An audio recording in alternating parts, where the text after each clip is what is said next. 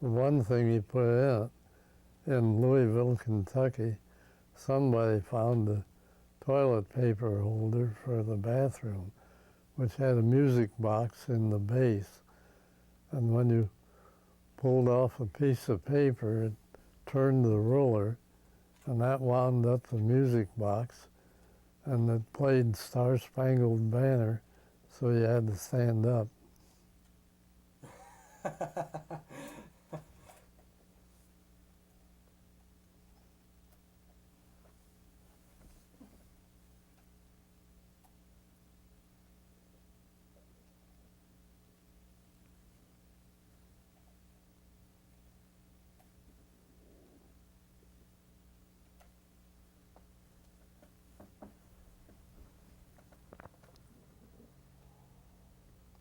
What's Jim going after? Well, Joan found some more pictures. Oh, She says that there's a whole photo album that she found that's just full of pictures. There's a few family pictures, but it's mostly your days with the death dog. show stuff, huh? That's right. You were with Lynch a long time. Well, I kept trying to get away because I wanted to get my business going in Mansfield. But I'd go on the weekend when they were within 150 miles a here. I would drive to the show on the weekend. So I'd work at least one day a week, then I'd come home. But over a period of time, for a period of maybe 8, 9 years, I was with them most of the time. Were you good friends with Jim? Oh, I thought so. Can you tell me a bit about him? Well, what do you want to know? Well, just what kind of a guy he was. Well, if Jim were to walk in here right now, you wouldn't know whether he was broke or whether he was carrying $30,000 or $40,000 in cash. He behaved the same way. He didn't make a big deal about money or anything. He was very down to earth, very fun-loving guy, and he was very truthful. He never lied to you. And nobody enjoyed the show any more than he did. He had a hilarious good time during the show. And everybody liked him. Jim had a lot of friends. We can go back to a town after 2 or 3 years' time. And when we get in that town, Jim remembered the name of the guy that washed his car and the kids that he had and the whole thing. He never forgot anyone, except he forgot things. He forgot laundry, he forgot luggage, he forgot what hotel he was in, he forgot where he left the car. We lost one brand new car in Cincinnati because Jim never could remember what he did with it. He called the police, told one of the guys to call the police, and this guy wasn't too swift. He says, "We think we might have left it on Reading Road.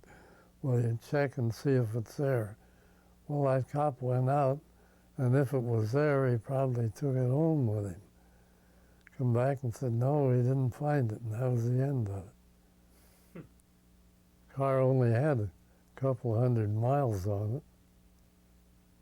So he was pretty likable? Oh, very likable. Very likable. How did he treat everyone in the show? I think he treated them fine. I think everybody thought so. He was fair with everyone. Very understanding. How he got started with that horse car, as he called it, he was selling cars for a dealer in Texarkana. And Plymouth came up with that, what they referred to as automatic clutch, which simply was a vacuum cylinder attached to the clutch pedal.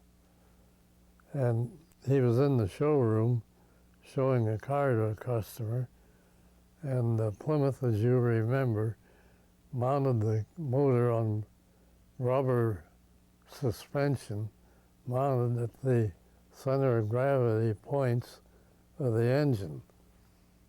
Well, that permitted the engine to rock without shaking the car. It was right on its center of gravity. A side benefit to mechanics was if the car was in a wreck, you bent the frame, the engine would stay in line with the drivetrain. You could still drive the car without hurting it until you had time to fix it. So anyway, everyone noticed how that engine would bounce when you accelerated it from idle. And this customer of Jim's was looking at the car, and he said, does that engine still bounce around inside like it did last year? Jim says, oh yeah, it'll rock. He lifted the hood to show him and reached in and grabbed the gas rod, the throttle, and accelerated the engine. He forgot that he had reached through the car window and put it in gear, demonstrating that you didn't have to push the clutch pedal. So the car was sitting there with the engine idling, in gear, facing the show window. Jimmy reached in and grabbed the throttle rod, gave it gas. The car took off right through the window out on the sidewalk. And that was the end of Jimmy's salesman career. He had to buy that car because he had wrecked it, or at least bent up the front of it some. So Jim got thinking it over, and he thought if that clutch pedal and brake pedal were bolted together, when the clutch went down, the brake would go on, and the car wouldn't run away. So he did that. He bolted the two together, and that worked. So then all he had to do was put a throttle outside. He could drive it from outside, and put a lever like a tongue on the steering gear that he could steer it with. And he had a horse car.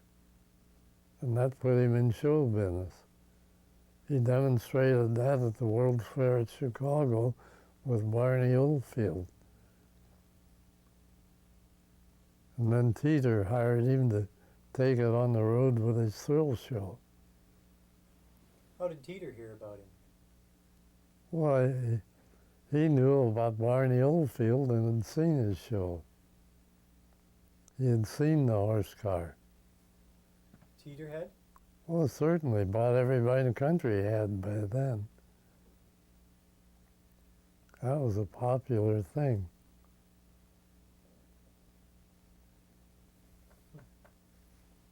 Did he always use that in his show? Who, Jim? Yeah. Oh, yeah. The clowns used it during the show. We used it as an advertising car during the week. We'd drive around town with that thing full of show cards, window cards, and wherever there was a good-sized driveway, we'd stop and put on a demonstration with it. Then we'd put out these window cards and post a few bills, and we had done some advertising. That looked funny. You take all four doors off and take the seats out. You could look clear through the car from either side, and yet there's a guy driving it around.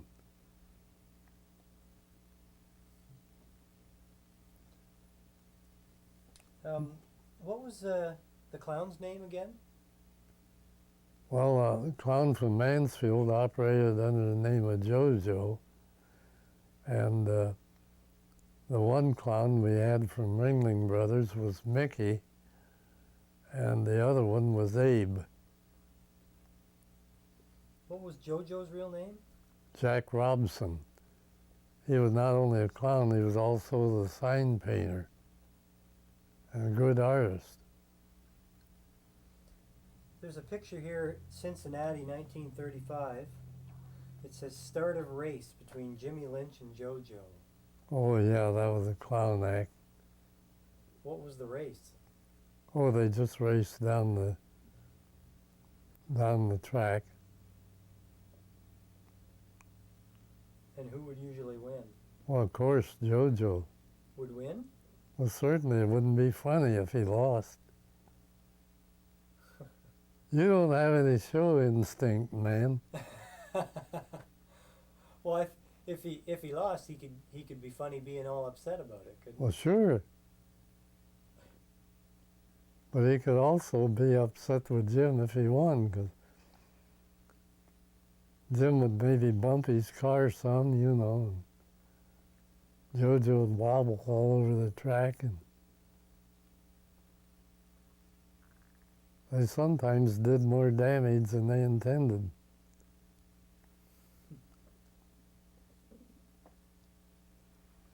But when JoJo got the checkered flag, that really was funny to the crowd.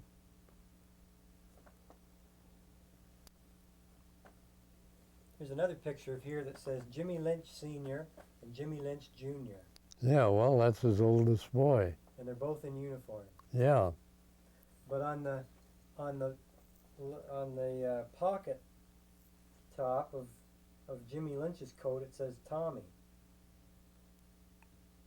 Well, he was wearing someone else's coat. Oh, I see.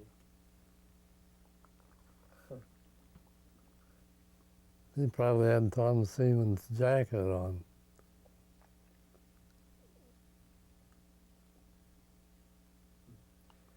Would he would do stunts in the show?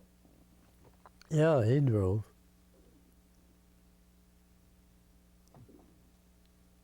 He could hardly avoid it with that name.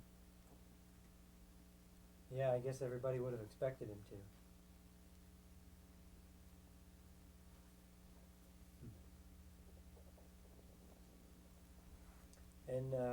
And Jimmy's brother, Ross.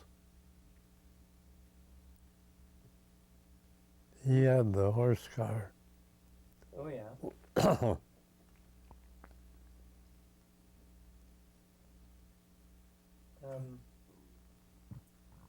and you figured all the guys in this picture here are dead now, I guess. Is that right? One or two of them I don't know about. That's Slim Gregory? Well, he was a flyer. He wasn't actually a hell driver. Ah. He was a commercial photographer, I think out of Dayton. And that sucker landed an airplane on the infield of the racetrack. And he had a camera that had a mechanical shutter that would take a picture in 2,000th of a second. He made wonderful pictures. And Doggy Long? He came from Virginia somewhere, I never knew where. Why did he have that nickname? I have no idea. He was a ramp hand. I never knew him well. He wasn't a driver. No, he came along with Winkley or somebody. So the main drivers were who, as you were? Bob May or Maynard, whichever he happened to be going by. Jimmy, Buddy Toomey, Whitey Reese, Jimmy Kelly. What about Daniels? They were motorcycle riders. And Deli? Deli Andrews was, he'd do the head-on crash and a few ramps.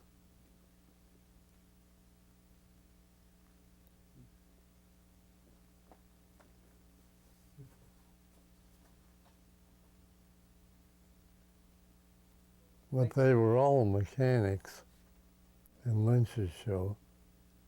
They could all work on cars. Did Jimmy ever do a rollover with Teeter?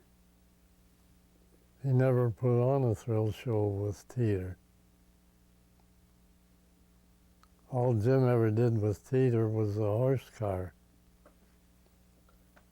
So once he left and struck out on his own, He didn't even consider himself a daredevil driver. We had a guy from Ashland hired to roll a car over.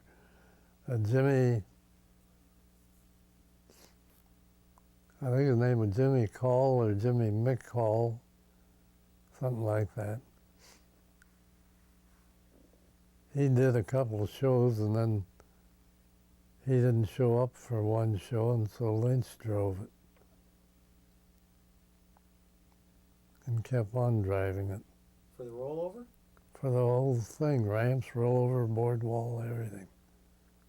So at the beginning, Jimmy didn't drive in his own show? People are so impressed by the rollover and everything. That's nothing. That's the easiest stunt there is, the rollover. It's almost impossible to do it wrong.